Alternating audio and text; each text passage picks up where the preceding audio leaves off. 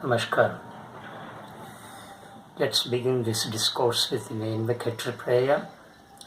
Yojena chittasya padena vacham manam sarirasya vaidyakena yopakarottam pravaram muninam patanjali pranjali ranatosmi abahu purushakaram sankachakra siddharinam sahasra sarasam svaitam pranamami patanjalim. Let's bow before this noblest sage who gave yoga serenity and sanctity of mind, grammar of speech, clarity of action and perfection of health. Let's prostrate before this sage who is a reincarnation of Adishesha, whose upper form has a human body, whose hands are adorned with a conch and a disc, and whose head is crowned with a 1,000-headed cobra. Friends, welcome to this discourse number 10. In the previous discourse number 9, the speaker has taken you to the most complex word, action.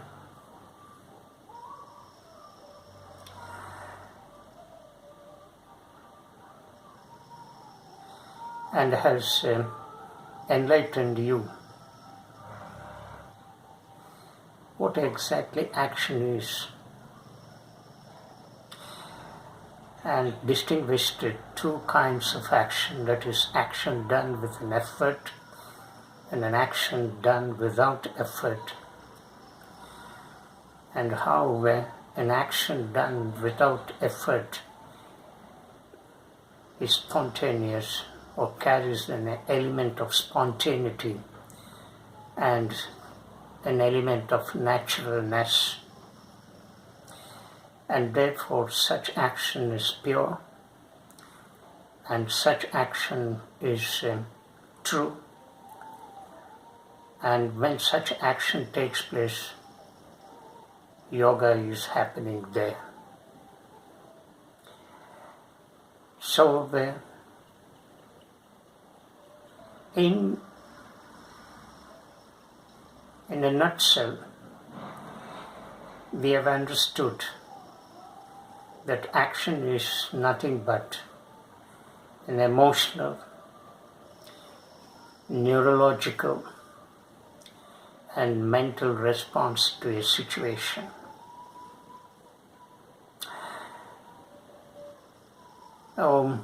In this discourse,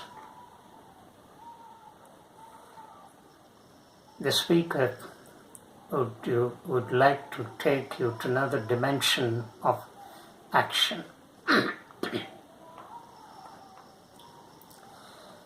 As the speaker has said, this word action is very complicated. It has so many meanings. And therefore, if it is not understood in its right perspective, it will create commotion in us. It creates confusion in us. And this confusion will be mind-boggling. Therefore, the speaker has taken pain in explaining more about this most complicated word, action.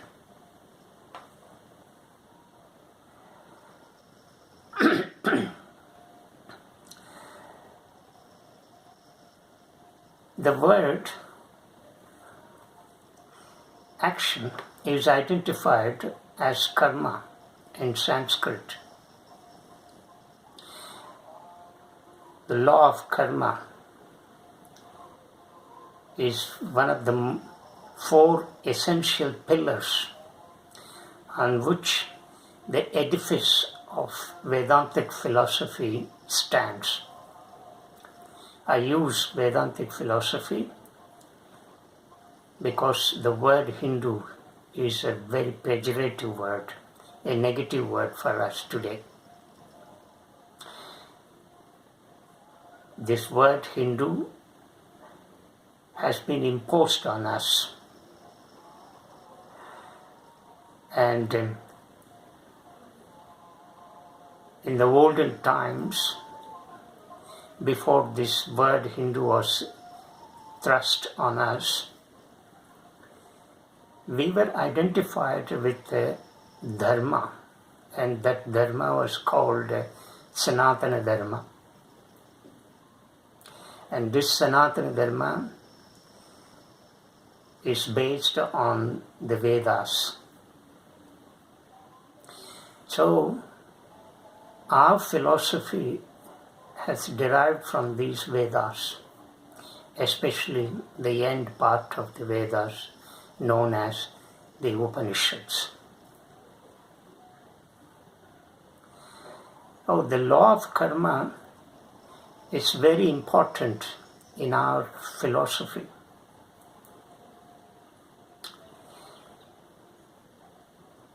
But whenever we hear this word karma, it shocks us.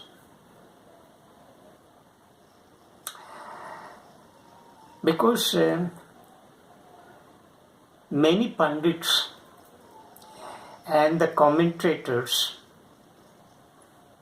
although have enlightened this particular word karma in their own way,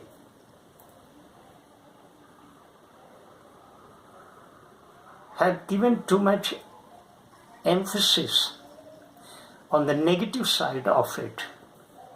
Hence, when we hear this word karma, we get almost shocked. But the word karma, this Sanskrit word karma, is a beautiful word. If we understand it in its right sense, we will not have any confusion. On the other, we will love this word karma.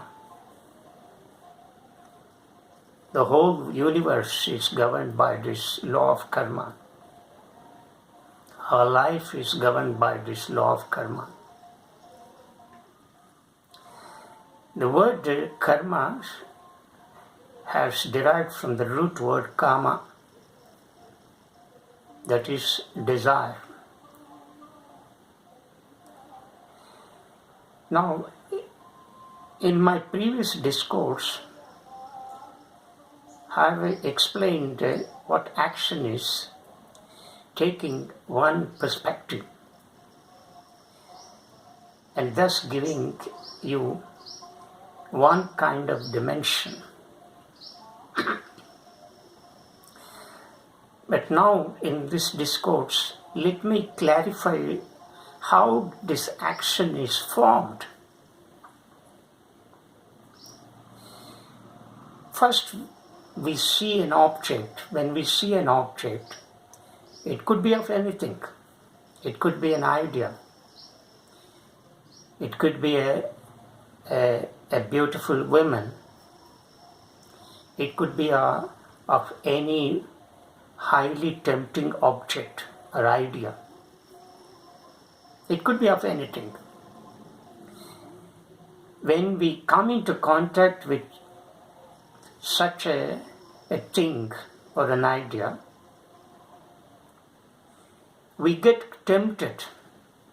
So sensation is created in our body by our sense organs. This sensation takes the input, the sense organs create the sensation. In other words, they take this kind of sensation, this kind of input to the brain cells where it is subject to a kind of change, and finally it is transformed into a kind of thought. That is what we learned in our previous discourse. But now, let me amend it a little. When the sensation is taken to the brain cells, it is transformed into a thought, but the thought, when it persists, that is when the thought says that I want to have that, I want to possess it, then it is transformed into a desire. When that desire is persisting, then we would, by hook or crook, translate it into action. So I think we are learning action in a little more clarified way, or in another way. So we have a sensation. The sensation creates thought. The thought is converted into a desire, right? And the desire, when it is persisting, by hook or crook, it is translated into action. So action is the end product of sensation. If the sensation is the base, the starting point, the action is the end of it. So in this way, action is performed. So desire is very crucial here. And this desire is identified as kama in Sanskrit. But desire in its extremity also turns to lust.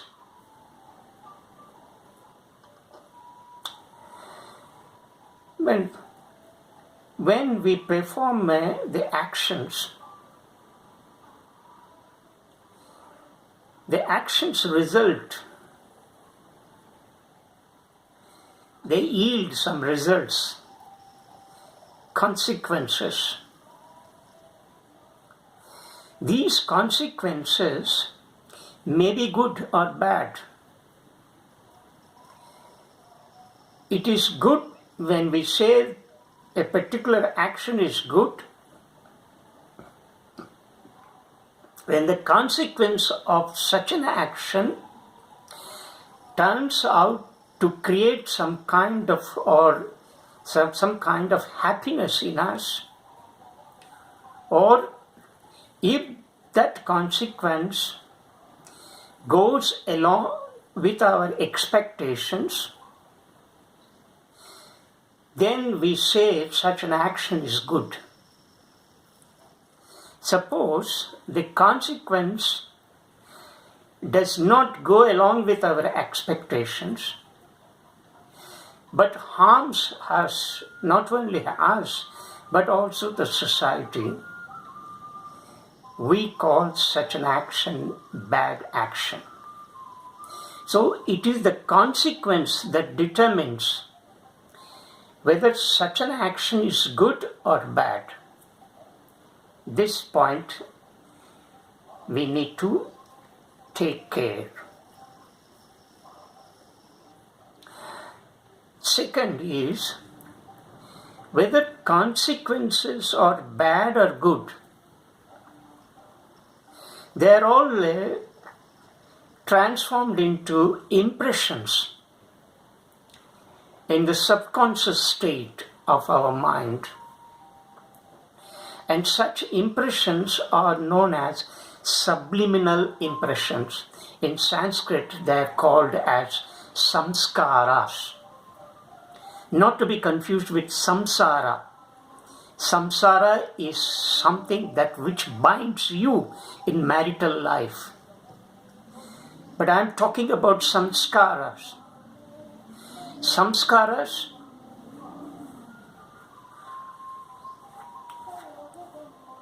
that is impressions created by the consequences of the actions and stored in the state of subconscious mind. These subliminal impressions will determine the composition of your character, what you are. What is your character? Or this is the character. This is my character. And this character is determined by our subliminal impressions stored in the subconscious state of our mind. And this is the second point that you need to learn. Now let me take you to another dimension.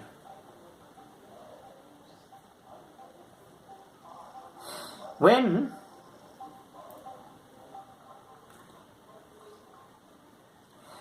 action is performed, sometimes we do it with some motive, correct? And this motive may be good or bad, but there is an element of motive.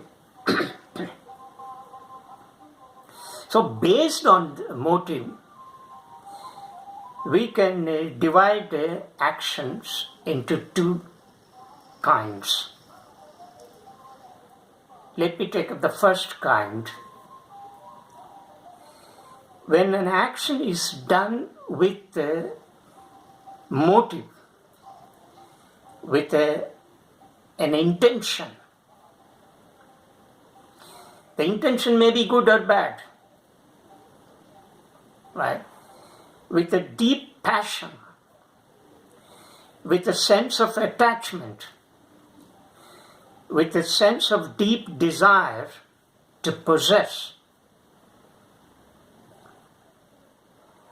with a self-centered attitude, or with a selfish motive,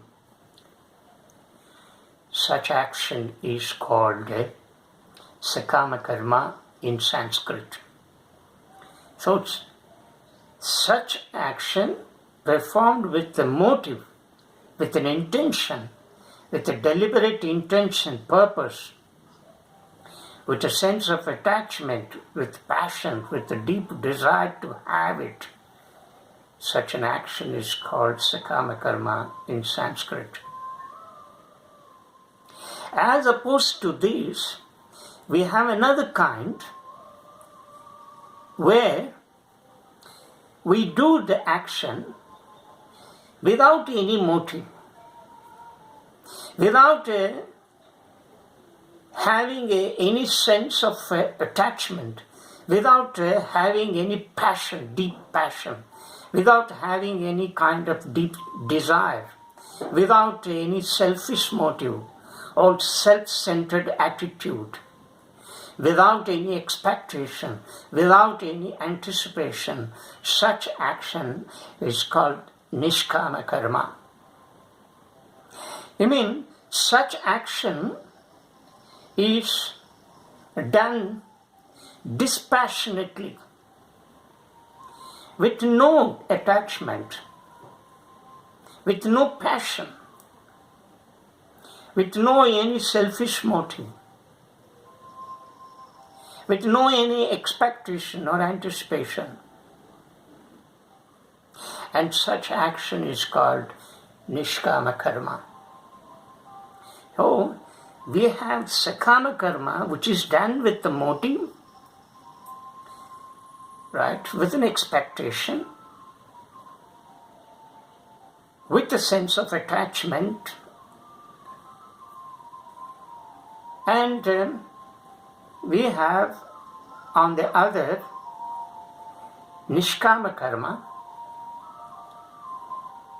which is done with no motive, with no feeling of that action being performed by me. I am doing that action, that sense of doing, that I am doing the action. I am the doer of the action. I am the performer of the action.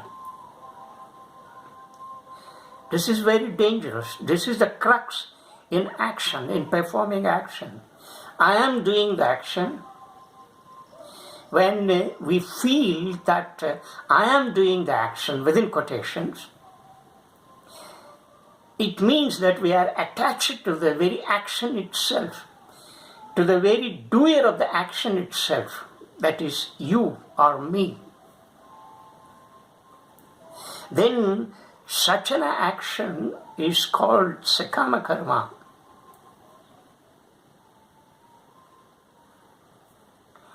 But sometimes when such actions do not result, that go according to our expectations or anticipation, then we are in an unhappy state.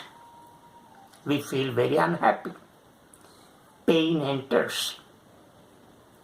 But in the second type of karma, there is no such motive. Hence, the consequence will not yield any pain because there is no sense of attachment.